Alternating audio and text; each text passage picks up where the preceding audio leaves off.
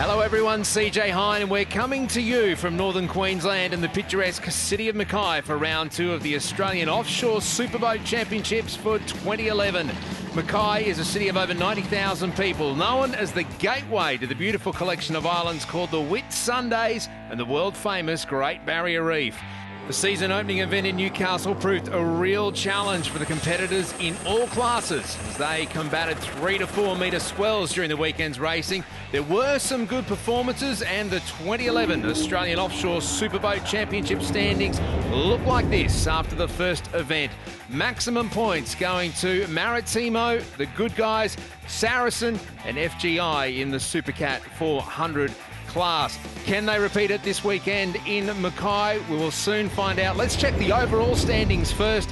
Maritimo, maximum points there, 1,075. They lead the overall standings. The Good Guys, they have the hometown advantage here in Mackay. Can they bring it up? Can they keep it up?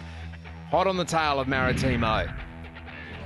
Round 2 is now a chance for those on top to consolidate their position and those in the chasing group to claw back some much-needed championship points just to stay in touch.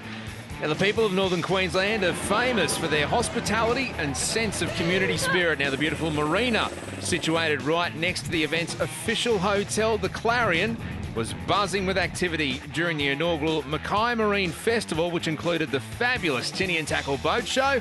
It delighted the huge crowd who turned out to see the latest and the best in boating and sports fishing technology.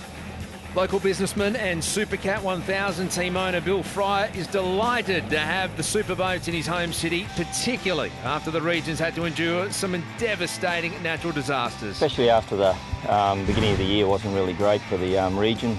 All of North Queensland, Central Queensland really copped it from the cyclones and so forth like that. Last year being our first year here was an introductory to the sport, and this year with the way it's been and that, I think it's just great for it to be able to come back to Mackay and demonstrate that, like, we are back again. Queensland's back on the map, and we really want to invite people down here to be here in Mackay and in the region to see what we're really all about. Yeah, you mentioned the cyclones. In fact, there's been 2, hasn't there? And the early one affected the breakwall here significantly. Yeah, before the race last year, we had that cyclone at the beginning of the year, which wiped out the breakwater, to be quite honest. So it was pretty fierce. Last year, they, bulk ports really went out of their way to make the event happen, with opening it up to a certain degree. And again this year, so it's been a really big effort from Queensland bulk ports to help us with the event, and with the Marine Queensland coming on board with the Tinny and Tackle show this year, it's even better still. Yeah, bigger and better, and as usual, the dry pit area on race weekend is frantic with last-minute preparations for all the teams before gearing up to participate in Saturday afternoon's shootout for pole. But unseasonal weather conditions with sou'easterlies gusting up to 30 knots, that's around 60 k's an hour, meant the course was deemed to be unsafe for support boats and the race crews. And following the driver's briefing, the tough decision was made to cancel the shootout. We've decided to abandon today's pole position shootout, largely due to the high wind conditions today. We rely very heavily on volunteer rescue boats and volunteer rescue boat crews, and I didn't want to put them at any jeopardy today. We're expecting much the same conditions-wise tomorrow. It's raceable water.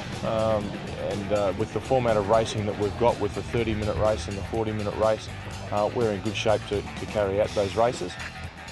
So it was left to batten down the hatches, tinker with the boats, even have a nice hot cuppa, and look forward to tomorrow.